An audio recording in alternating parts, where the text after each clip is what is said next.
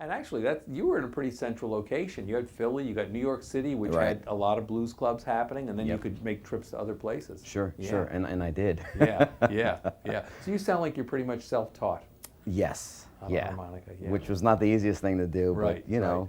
I love asking this question though. You know, Doug can go to a show when he was learning, and you could watch somebody, and you could watch what they were doing on the guitar, and you could Sure. watch them. How do you learn stuff watching people as a harmonica player? That's tough. Yeah. You know, because learning harmonica, as you were saying, unlike any other instrument aside from singing, you can't see what's happening. No. So you really have to depend, I think, even more so on your ear as a harmonica player, just like a vocalist would have to. Right.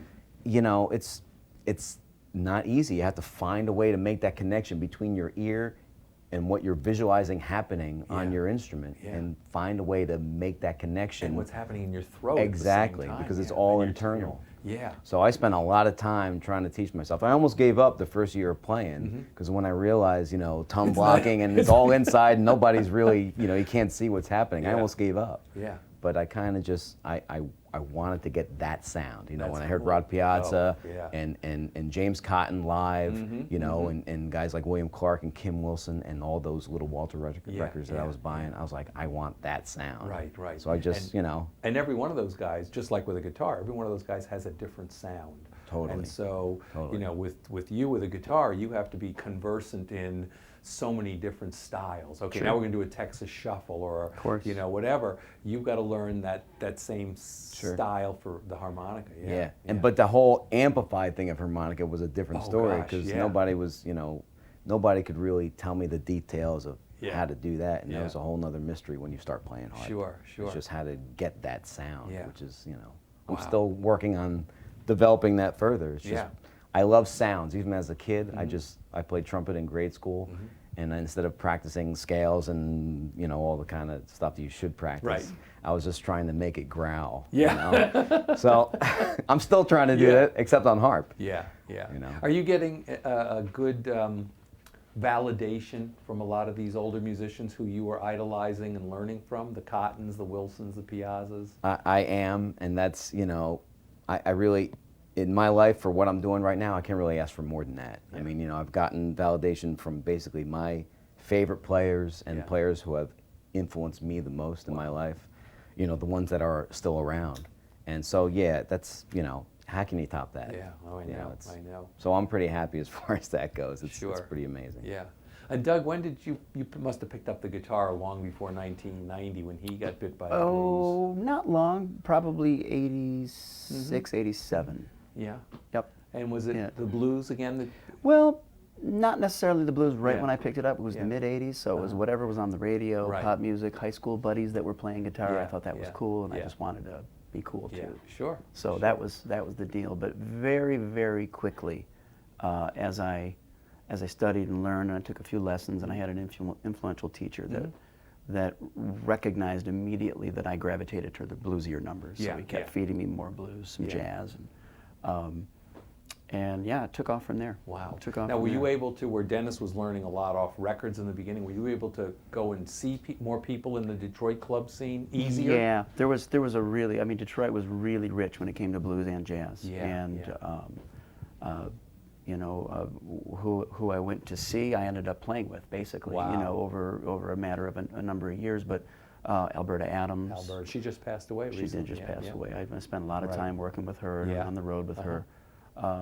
I would go see Johnny Bassett every chance I could. Sure. And you know, Johnny would never let me in the room without bringing a guitar. He was how such a sweet guy. He was a bit of a mentor in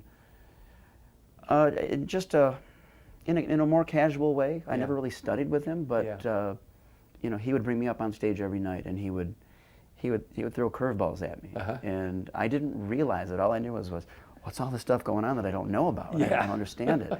And years later, my band did back him at geez, it was a Lifetime Achievement Award for the Detroit Blues Society. And he pulled me over and he said, "You remember when I used to throw all those weird songs at you when you were a kid?" I said, "Oh yeah, I remember." He says, "You went home and you learned them, didn't you?" Yeah. I said, "Yes, I did." He says, "That's why I did." Very cool. So I mean, it was really, it was roundabout, but it was really, it was, you know, it was pretty awesome. Sure. You know, what I learned from him. Yeah. And of course, Lazy Lester lived in the area, Oh, so yeah. I got to meet him and toured with him for a number of years. Yeah. Johnny Yard Dog Jones. That's right. Who not as many people know about, but was just a Yeah. awesome talent. Right. Well, I remember 1998. You were Yes. playing at the W.C. Handy The Awards. W.C. Handy Awards. Backing Yard Yes, Dog I was Jones. pretty wide-eyed How cool, and yeah. pretty excited to be I'll there, bet, let me tell you. I'll bet. Bonnie Raitt was there that year, and Yep. Ken Moe. And I remember, Rufus. and Robert Cray introduced us. We were pretty boy. nervous, I Yeah, gotta say. yeah. What a thrill. It was very thrilling. Yeah, And yeah. that was kind of like our introduction to being on the road. It was Right. out of the frying pan and into the fire for sure. And when did you start with your own band?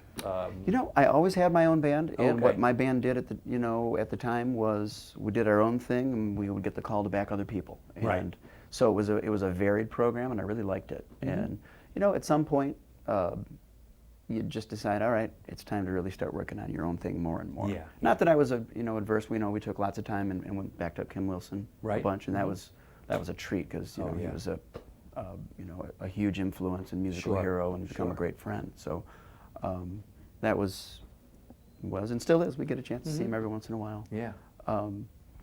But we've pretty much focused since probably 2001, 2002 on pushing our own thing, writing songs, making records. Right, yeah. With the sound that you guys both have and love, and it's a sound I love, how important is the rhythm section to what you guys do? Of the utmost. Yeah. Integral. Yeah. Integral. If the rhythm section have isn't Devin right, you and might as well Andrew. put handcuffs on both of us. Right, right. I mean, without yeah. not an exaggeration. Yeah. I loved what he said tonight. The sound guy wanted him to give him a kind of a hi-hat, kind of a rock beat. And he said, I don't play that very much. Well, he can play anything. but Yeah, that's not his. No, but that's not that his bag. shuffle, that double shuffle, it just Yeah. that's foot tapping. Yeah, you gotta have that strong, you gotta have that heartbeat of the tune, whatever the groove is. You gotta have that behind you, and once you do, it's kind of like, also when you're playing, you gotta have good equipment that you can rely on.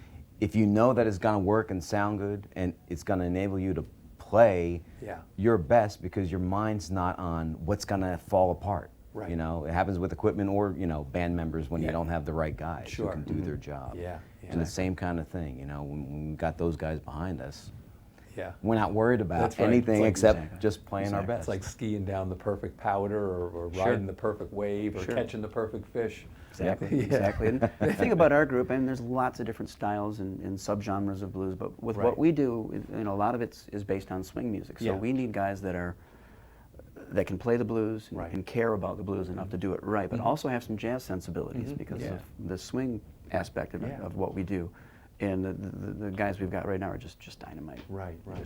Taking this affinity for swing and almost being retro, how do you navigate to take this retro traditional and make it contemporary? Is that a difficult? I guess in some ways it is. Honestly, I try not to think too much about that kind of stuff. I just try to think about the music that I like and how I can interpret it my own way. Right. And I've worked hard on that consciously and subconsciously on harmonica. Because I really love that traditional, that post-war Chicago blues amplified sound. I love that. I always will. But I try not to really just only do that.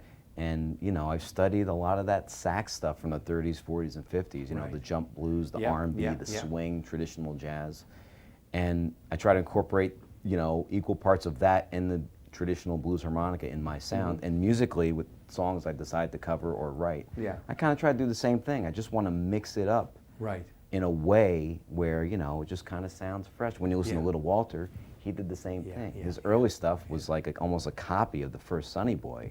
But when he amplified certain things and he really started swinging more with that amplified harmonica, that was his own thing. Even though it was really just blues, that was his own thing and it was totally new. So I think if you have a voice and you have enough influences, you can, Well, I like what you said. It's making it sound fresh. That it does. It sounds fresh and you know, I still can hear some of that stuff you guys played at that Harpin for Kid, and it's just like, my God, this is some of the best music I'll ever hear in my life. And I should mention, you two were instrumental in putting together a benefit for Kid Ramos back in February, a year ago. Sure. Harpin for Kid. Can you talk a little bit about the genesis of that and how that happened and how it turned out? Well, I can say this. I led the band. Dennis did all the organization. Yeah. I can't take credit for any of that. Yeah. It was a ton you guys of did work. a lot of work. Well, though, It was a ton of work for him. Yeah. And Yeah. I think he should elaborate, because Yeah.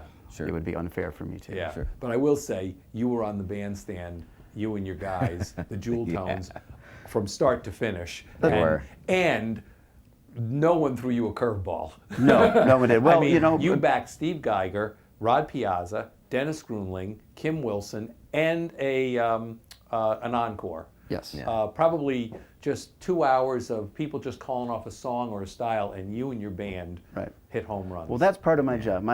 Part of my job, and even with our partnership, is to keep the band, because they're down by me. That's right. They're closer to home. So Sure. my job is to keep them in shape and Yeah. on the right track. Yeah, And yeah, I'll you know, say. that was just an extension of it. That was very good. So, but the majority of the work for Yeah. that whole benefit was probably behind the scenes and Yeah. and pre, and that was all on Dennis's plate. Very cool. Can you just quickly tell about? Yeah, a friend of mine who's also a student of mine, Bob Avon, had the idea because he's close friends with Kid. Right. And when he mentioned the idea, I was like, yes, let's do it. I would love to do it. I've organized benefits before. Right. The first one was when William Clark passed for his family. yeah. And then I've done a bunch of Harpin with Heart and Harpin benefits, Harpin for Hunger for the local food banks. So I immediately just like, let's do it. And Kid's, one of my favorite guitar players too. How could he not Oh, be? yeah. So we just kind of brainstormed and I started calling the guys, Kim Wilson, Rod Piazza, made sure Doug and the guys could do it. Yeah. Steve Geiger, of course. And everybody was on board. The hard part initially was just getting a date, but then once we got everybody together, Yeah. it was a lot of work to organize all that stuff and the venue and the promotion and all that stuff. But you know what? In the end, I like doing those things, and I know Bob wanted to do it too, just because Kid's a great guy. He's a great musician, and he deserves help with this kind of thing. Sure. And it's just wound up being one of those, days and one of those events that you just kind of look back and like, I was just glad to be part of it. It was magical. I was there. You filled the joint. It went from, I don't know, 1, 2 in the afternoon until when it ended at 10. Yeah, It was incredible. And we left in a snowstorm. Exactly. It Yeah. was a Snow and snowstorm. We everything. walked outside, and I'm still smiling. But the best part is, will it be available? It will. It's basically ready to be printed now. We just haven't done it yet. And that is what, CD and DVD? Or CD, well, CD now, it's going to be obviously digital as well. We're talking about the options as far as DVD, Yeah. but the CD is just about ready to be printed. Very cool, because I do know that Don Odell's Yes. filming crew from Legends drove down to be part of that Yeah. event and Yeah. filmed it, They and did you an know awesome job. they do a great job. So Yeah. thanks to you and Bob and Doug for that wonderful from the heart Sure. kind of thing for Kid Ramos. Yeah. Sure. Well, once again, ladies and gentlemen, tonight you're going to be listening to Doug Deming and the Jewel Tones featuring Dennis Gruenling. I'm Art Tipaldi. Enjoy the show.